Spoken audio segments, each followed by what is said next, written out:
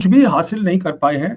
और हुआ क्या है, जो हमारी स्टैंडिंग थी, इंटरनेशनल स्टैंडिंग थी, मेरी असेसमेंट में वो भी गिर गई है। और उसका कारण ये है, पूरी दुनिया देख रही है कि हमने क्या अपनी मिलिट्री ताकत दिखाई एक क्राइसिस सिचुएशन के अंदर।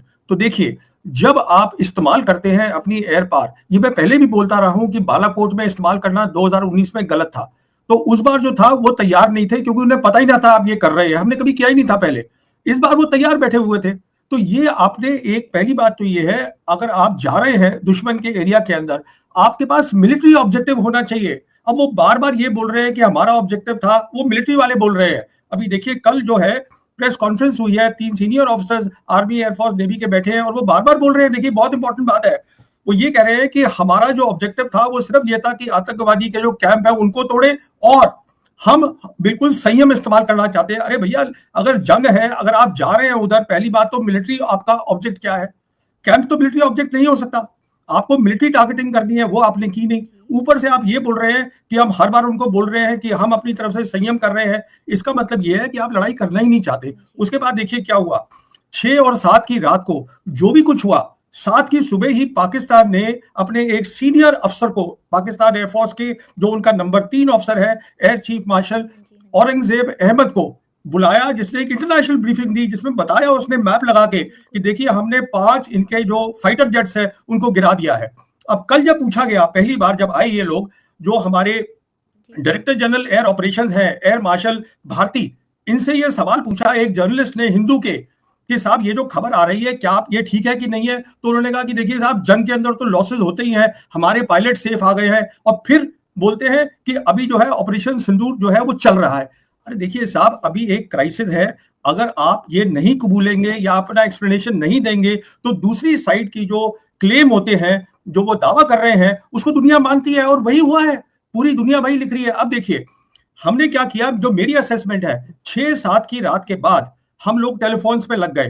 वो क्यों लग गए? क्योंकि 7 तारीख को ही पाकिस्तान आर्मी के जो डीजी आईएसपीआर थे, लेफ्टिनेंट जनरल, उन्होंने ये ऐलान कर दिया कि अभी तक जो हुआ था 6-7 की रात को, वो इंडिया का हमला था, हमने सिर्फ डिफेंसिव एक्शन किया था। अब हम करेंगे अपना, देंगे उनका जवाब।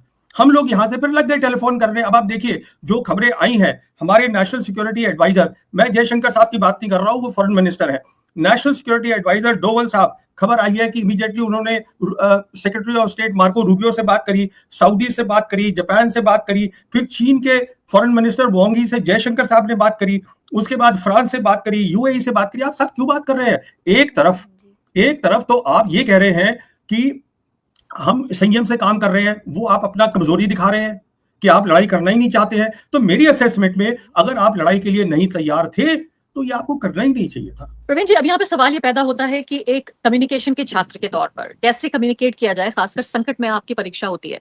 2 तरह से कम्युनिकेट करना था, भारत की सरकार को भारत के पत्रकारों से कैसे कम्युनिकेट करना था, भारत की सरकार को भारत की आम जनता के साथ कैसे कम्युनिकेट करना था, और भारत की सरकार को जो अंतर्राष्ट्रीय समुदाय है उसको क्या बताना था। 3 स्तरों पर ये कम्युनिकेशन होना था। और आप भी जब सिक्योरिटी की हम बात करते हैं तो कम्युनिकेशन भी उसमें बहुत अहम है। तो मुझे ये बताइए, इन तीनों मुहानों पर क्या आपको लगता है कि हम फेल हो गए? भारत के पत्रकारों के साथ हमारी आम जनता को हमने क्या संदेश दिया, जबकि वो इतने परेशान थे, ये जिंदा बचेंगे नहीं बचेंगे, क्या राशन घर में इकट्ठा कर लें, क्या करें, क्या वही जंग का माहौल बन रहा है? और तीसरे, पूरी इंटरनेशनल कम्युनिटी अपने कान आगे करके सुन रही थी कि अब देखते हैं ये 2 सबसे बड़े देश और दोनों न्यूक्लियर पावर्स हैं, ये क्या करेंगी, क्या कोई नई तबाही आने वाली है दुनिया में? देखिए पहली बात तो ये है, ये न्यूक्लियर पावर की बात ये ना ही करे तो बेहतर है। उसका कारण क्या है, हमने हर जंग में देखा है कि पाकिस्तान की मिलिट्री कमजोर नहीं है, न्यूक्लियर तक बात जाएगी नहीं। अब जहां तक आपने बात करी इंफॉर्मेशन वॉर की, जैसे मैं आपसे बता रहा था, उन्होंने 7 तारीख की सुबह को ही इंटरनेशनल ब्रीफिंग दे दी, सब इंटरनेशनल, और उन सब ने उनकी कहानी लिखी। हम बता ही कुछ नहीं रहे हैं। पहले हमारे फॉरेन सेक्रेटरी थे वो मिस्री साहब, वो कुछ बता ही नहीं रहे हो क्या रहा है। अच्छा, उसके बाद जब ये एयर मार्शल भारती आए हैं तो ये कह रहे हैं लॉसेस होते हैं, पर उस सवाल का जवाब नहीं दे रहे हैं, समझे। उसके साथ साथ हम फोन कर रहे हैं, वो भी फोन कर रहे हैं, वो भी लड़ाई नहीं चाहते, इसमें कोई शक नहीं है। पर जब उन्होंने तय कर लिया था हम रिस्पांस देंगे, उन्होंने रिस्पांस दिया, फिर हमें भी करना पड़ा, तो बात बढ़ सकती थी। अगर बात बढ़ती, फिर कुछ खबरें ये भी आई कि जो पाकिस्तान है वो तैयार हो रहा है प्री वॉर सिचुएशन के लिए। कुछ खबरें आई कि वो अपनी ट्रूप्स को फॉरवर्ड मूवमेंट कर रहे हैं, हमारी कोई खबर नहीं आई इस तरीके की। तो एक पैनिक का माहौल बन गया। अब ना वो चाहते हैं लड़ाई, ना हम चाहते हैं लड़ाई। अब सवाल ये है हमने ये किया क्यों? अगर हमने किया तो जो लोग हैं उनका निराशा होना देश के अंदर बिल्कुल ठीक है, लाजमी है। आज देश में लोग बहुत नाराज हैं सरकार से कि साहब आपने ये ऑपरेशन सिंदूर किया, आपने पहलगांव का जो है बदला लिया, पर आपने सीज फायर क्यों करा? और मजेदार बात देखिए आप, ये जो दुखद बात है रादर, वो ये है कि वो प्रेसिडेंट ट्रंप अनाउंस कर रहे हैं और अभी तक हमारे प्रधानमंत्री ने एक भी बयान नहीं दिया है ऑपरेशन सिंदूर के ऊपर। इतने दिन हो गए हैं, 6-7 की रात को शुरू हुआ था, कोई प्रेस तो कॉन्फ्रेंस नहीं हुई है। तो मुझे बताइए, चलिए मान लेते हैं एक दफा को जनता नाराज है क्योंकि टीवी चैनल्स ने खासकर जो पूरा उन्माद फैलाया युद्ध का, उसके बाद लोगों की उम्मीदें भी बढ़ गई और आप जानते हैं भारत में एक तबका कम से कम ऐसा है, खून खराबे को पता नहीं क्यों भारत का ये इतिहास है या क्या बात है, समाजशास्त्री इस बात को बताएं कि क्यों युद्ध का को लेकर इतना प्रेम है या ब्लड शेड को लेकर कम से कम एक तबका ऐसा है जरूर जो चाहता था कि युद्ध होना चाहिए। तो ये तो अच्छा काम किया ना मोदी सरकार ने। मैं कह रही हूँ कि युद्ध बंदी हो गई, इस तरफ और उस तरफ दोनों तरफ जाने नहीं जाएंगी, हथियारों का नुकसान नहीं होगा, फौजियों की जाने नहीं जाएंगी, तो अच्छी बात है ये तो। नहीं, मैं आपका सवाल नहीं समझा, क्या सवाल है आपका? मेरा सवाल यह है कि क्या हमें डिप्लोमेटिक स्तर को एक तरफ थोड़ा साइड किनारे करके अगर हम दो एक नागरिकोों की तरह सोचें तो मैं कहूंगी तो अच्छी ही बात है ना कि सीज फायर हो गया। देखिए, एक बात जो हम लोग नहीं समझ रहे हैं, जो हिंदुस्तान की सिक्योरिटी एस्टैब्लिशमेंट को 7 तारीख की सुबह समझ में आई है, वो ये है कि जो नुकसान जो वो क्लेम कर रहे हैं, दावा कर रहे हैं, वो चाइनीज एयरक्राफ्ट से हुआ J-10। जो वो क्लेम कर रहे हैं मिसाइल PL-15, वो चाइनीज मिसाइल थी। कहने का मतलब ये है, यहां अचानक एक जागृति हुई जो कि इनको पता होना चाहिए था। ये हमारी इतनी सिक्योरिटी एस्टैब्लिशमेंट है, हम इतना पैसा खर्चते हैं, इनको पता होना चाहिए कि आप पाकिस्तान से नहीं लड़ रहे हैं, आप पाकिस्तान के साथ चीन भी शामिल है। वो दूसरी बात है, चीन जो है वो जंग में हिस्सा नहीं ले रहा है, पर अपनी पूरी काबिलियत पाकिस्तान को दे रहा है। ये असेसमेंट हमारी गलत थी। तो मैं अगर सही समझ रही हूँ आपकी बात को, और मैं याद दिलाना चाहती हूँ कि आपने इस बात को कहा पिछले इंटरव्यू में, खासकर आपने बारहा जोर दे देकर ये कहा कि ये जंग सिर्फ पाकिस्तान के साथ नहीं होगी, पाकिस्तान प्लस चीन के साथ होगी। कुछ लोग नाराज भी हो गए थे, कमेंट सेक्शन में कह रहे थे कि आप जो है हमें डिमोरलाइज करने की कोशिश कर रहे हैं। मैं ये भी याद दिलाना चाहती हूँ, सिर्फ 2 साल पहले राहुल गांधी ने बाकायदा संसद में इस बात को कहा कि आपको इस समझना होगा कि ये जो नेक्सस है चीन और पाकिस्तान का, वही बातें सामने आ रही हैं। तो अगर मैं आपकी बात को सही समझ रही हूँ, आप ये कह रहे हैं सीज फायर की एक बड़ी वजह में से एक वजह ये भी थी इस बात का एहसास, रियलाइजेशन होना कि हमें बहुत भारी नुकसान हो रहा है पाकिस्तान से ये जंग करके या संकट पैदा करके, क्योंकि चीन भी साथ में आ रहा है। देखिए, 2 बातें बोलता हूं। एक तो मोदी सरकार को राहुल गांधी को सीरियसली लेना चाहिए। वो उन्होंने ठीक कहा था पार्लियामेंट के अंदर कि आपने इतना बड़ा नुकसान किया है, आपने इन देशों को जोड़ दिया है, उनके देशों को जोड़ दिया है, उनकी सिक्योरिटी एस्टैब्लिशमेंट को जोड़ दिया है, मिलिट्री को जोड़ दिया है। अब दूसरी बात सुनिएगा आप, जो ये जंग हुई इसमें क्या क्या चीजें इस्तेमाल हुई?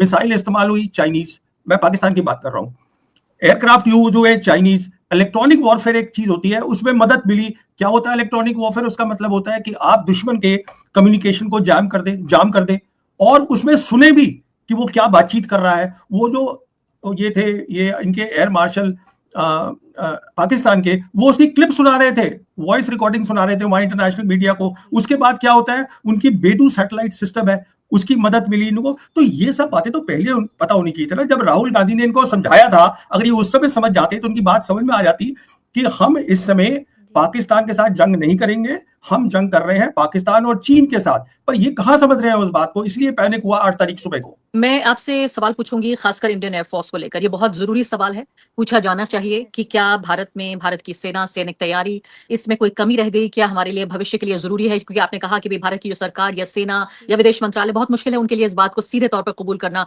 कि हम कमजोर हैं या हमारे साथ गलती हुई, लेकिन एक नागरिक के तौर पर, एक पत्रकार और आप एक सिक्योरिटी एनालिस्ट होने के नाते हमारा ये फर्ज भी बनता है कि हम सरकारों को बताएं कि यहाँ पर कमी हो रही है, ताकि दोबारा इस तरह से मुंह की हमें ना खानी पड़े। उससे पहले एक सवाल पूछ लेती हूँ कि यहाँ जो इंटरनेशनल मीडिया में सवाल बन रहा है वो ये कि जो ट्रंप एडमिनिस्ट्रेशन है उसको बहुत ही कोई अलार्मिंग इंटेलिजेंस, इस शब्द का उन्होंने इस्तेमाल किया, यानी बहुत ही कोई ऐसी चेतावनी भरी कोई खुफिया खबर आई जिसके लिए बहुत जरूरी हो गया कि उन्होंने दोनों देशों को कहा कि आप युद्धबंदी कीजिए। क्या आप तो कह रहे हैं कि न्यूक्लियर पावर से डरने की जरूरत नहीं है, लेकिन क्या ये अलार्मिंग फिर क्या इंटेलिजेंस रही होगी जिससे दोनों देशों को उन्होंने मुझे पता नहीं क्या आई है, मैं आपको सिर्फ इतना बता सकता हूं। मैं आज सुबह भी एक देख रहा था इंटरव्यू, मेजर जनरल है यूएस मिलिट्री के। ये एक गलत फहमी है इन लोगों के दिमाग में कि पाकिस्तान जो है वो कमजोर मिलिट्री है। देखिए, पाकिस्तान में बहुत प्रॉब्लम्स होंगी, पर जहां तक मिलिट्री का ताल्लुक है वो हमेशा हमारे साथ उन्होंने कम्पीट किया है। इस बात को समझना है। अगर आपको कन्वेंशनल वॉर में आप कंपीट कर रहे हैं तो न्यूक्लियर वेपन की बात कहां से आ गई? न्यूक्लियर वेपन वो इसलिए लाते हैं क्योंकि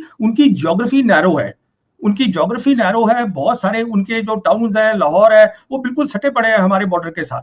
तो वो इसलिए लाते हैं कि कहीं अचानक कुछ हो जाए तो उनको पता होना चाहिए हमारे पास न्यूक्लियर वेपन है, पर वो इस्तेमाल नहीं करेंगे कभी भी, क्योंकि उनको जरूरत ही नहीं है। और अब तो आप देख लीजिए ना, चीन उनके साथ खड़ा हुआ है। चीन ने 2019 के बाद जब हिंदुस्तान की सरकार ने 370 और 35A हटाया जम्मू कश्मीर से, तब से चीन का सब लीडर शी जिनपिंग से नीचे तक बोल रहा है कि हम पाकिस्तान की सिक्योरिटी और सॉवरेनिटी को सपोर्ट करते हैं। आप इसका मतलब क्यों नहीं समझ रहे हैं? सीधा सा मतलब है। तो जहां तक ये अमेरिकन का ताल्लुक है, ये अमेरिकन को अब क्या मिला मुझे मालूम नहीं है। इसमें कोई शक नहीं है, दोनों साइड जंग नहीं चाहते थे, इसमें कोई शक नहीं है, कोई नहीं चाहता। पर ये मान लेना कि हम जाके उनको अंदर से घुस के मार देंगे और वो चुप बैठे रहेंगे, तो ये तो गलत बात है ना। क्योंकि देखिए उसका कारण क्या है, 34 साल से उनका प्रॉक्सी वॉर चल रहा है, 34 साल से, 1991 से। अगर आप में ताकत होती, आप खुद सोचिएगा, आपके व्यूअर्स सोचे, अगर हम में ताकत होती तो वो बंद ना कर देते ये। तो हमें अपनी क्षमता बढ़ानी चाहिए थी। ये देखिए, आपने, ठीक है वो आपकी सोच है, आप सरकार है, आप जो भी कुछ करिए, पर ऐसा इसमें क्या होता है कि इंटरनेशनल स्टैंडिंग जो होती है वो अच्छी नहीं लगती हम सबके लिए। हम सब हिंदुस्तानी हैं, हमें अच्छा नहीं लगता। लेकिन मैं सवाल जो पूछने जा रही हूँ इसके दो हिस्से हैं। पहला ये है कि क्या पहले भारत में कभी ऐसा हुआ कि जाके रावलपिंडी और अंदरूनी इलाकों में जाके आतंकवादियों के ठिकानों पर हमले किए, हमने बाकायदा देखा कि उनके अंतिम संस्कार हो रहे थे, यानी इसका मतलब आतंकवादी मारे गए, उनकी हमने लिस्ट भी देखी कि ये आतंकवादी मारे गए, इन आतंकवादी संगठनों से थे वो। तो पहली बात तो ये है कि ये पहले कभी नहीं हुआ, तो क्या इसको एक सफलता के तौर पर नहीं देखा जाएगा? पहले इसका जवाब दीजिए, फिर दूसरा मैं सवाल पूछती हूँ। देखिए, आतंकवादी क्या है, एक मर जाएगा 10 वो और खड़े कर देंगे। आतंकवादी क्या है, हम इतने आतंकवादी मार रहे हैं, हमारे सिक्योरिटी पर्सन 34 साल से मरे हैं, ये वो अफसर मरे हैं, वो जवान मरे हैं जिनका घर है, बाहर है, सब दोस्त हैं, भाई है, रिश्तेदार है, बच्चे हैं, उनका आतंकवादी का क्या है? वो 50 और खड़ा कर देंगे। हम में अगर क्षमता है तो हमको जो आतंकवादी बनाते हैं, जो पाकिस्तान मिलिट्री है, उसके साथ लड़ाई करने की अगर हमें क्षमता है तो वो बंद कर देंगे। ये सब सीधी सी बात है। तो यही तो करना चाहती थी भारत की सरकार, जिससे तो ये पहले गलत, युद्ध विराम जो हमारे ऊपर थोप दिया गया। ना, सुनिए, ये जो एयरफोर्स का इस्तेमाल होता है, ये एक एस्केलेटरी इस्तेमाल होता है, लड़ाई होने वाली है तब होता है। 2019 में क्या हुआ, जब हमने बालाकोट किया, वो पहली बार मोदी सरकार ने, कभी किसी सरकार ने एयरफोर्स का इस्तेमाल नहीं किया था। तो वो जो थे वो उसमें रह गए, उनको नहीं पता चला, पर अगले दिन उन्होंने अटैक किया, उन्होंने ऑपरेशन स्विफ्ट रिटॉर्ट किया। मैं उसकी डिटेल में नहीं जाना चाहता। तो हमारी बहुत सारी एयरफोर्स की जो कमजोरियां थी वो दिखी। अब हमको उससे सबक सीखना चाहिए था कि साहब ये चलता नहीं है, ये सब चीज की मैं वहां आतंकवादी मारने जा रहा हूं, आप पहले अपनी ताकत बनाइए, और आपके पास ताकत है तो आपको मारने की जरूरत ही नहीं है, वो वैसे ही बंद हो जाएगा। तो इस बार हमने यही किया। इस बार तो ये हो गई प्रॉब्लम कि एक तो वो तैयार बैठे थे कि ऐसा कुछ करेंगे ये लोग, दूसरा जो हम बिल्कुल बेखबर है कि 2019 के बाद हमने इन दोनों मुल्कों को एक साथ जोड़ दिया है। तो पाकिस्तान से तो आप लड़ाई कर ही नहीं रहे थे। तो अब ये देखिए, इन बातों को, ये आतंकवादी की बात नहीं है। आतंकवादी हम यहां भी मार रहे हैं, अब वहां भी। आप सिर्फ दिखाना चाहते थे कि हम ताकतवर हैं, तो उसने रिस्पांस दे दिया आपको। तो अब मेरा अगला सवाल आपसे यही होने जा रहा है। आप ये कह रहे हैं कि आतंकवादी 10 मर गए, 100 और आ जाएंगे, क्योंकि अगर पाकिस्तान आतंकवाद को एक स्टेट पॉलिसी के तौर पर, एक राज्य की नीति के तौर पर इस्तेमाल करता है कि भाई हम आपको फौजी नहीं भेज रहे हैं, लेकिन आतंकवादियों के जरिए हम परोक्ष रूप से, इनडायरेक्टली आपके साथ जंग हम छिड़ी हुई है। तो भारत सरकार के पास भी, जो कि एक लोकतंत्र है, हर तरह के सवाल यहाँ उठते हैं, विपक्ष है, पत्रकार है, सिविल सोसाइटी है, हर तरह की जवाबदेही है। पाकिस्तान को अगर देखें तो कोई इतना अच्छा लोकतंत्र नहीं है, वहां जो भी सेना फैसला ले लेती है वो एक फैसला हो जाता है। तो इसको किसी और रोज तराजू में हम जरूर तोल के देखेंगे क्या फायदा क्या नुकसान है। लेकिन अभी मुझे बताइए कि अब एक सिक्योरिटी एनालिस्ट होने के नाते, जब इस जंग के बाद की तस्वीर, जबकि धूल उड़ रही है इस मैदान में, जब आप देखते हैं, तो मुझे बताइए आप क्या खोया क्या पाया? देखिए, पहली बात तो मैं कहना चाहता हूं, ये जंग नहीं थी, ये क्राइसिस थी। ये जरूरी है, इसको फर्क को आप पहले समझिए। अब हमने क्या खोया है ये देखिए। हमने, पहली बात, मिलिट्री के मायने से हमने अपने इंडियन एयरफोर्स की और कमजोरियां दिखा दी। अब मैं उसका यहां बयान नहीं करना चाहता हूं इस समय, क्योंकि जैसे हमने वहां बालाकोट में दिखाई थी कि हमारी इलेक्ट्रॉनिक वॉरफेयर बहुत अच्छी नहीं है, यहां हमने बहुत सारी और दिखाई है, पहली बात। दूसरी बात, हमने ये दिखा दिया मिलिट्री टर्म्स में कि हमारी मिलिट्री की प्लानिंग और उससे पहले वॉर एप्रिसिएशन,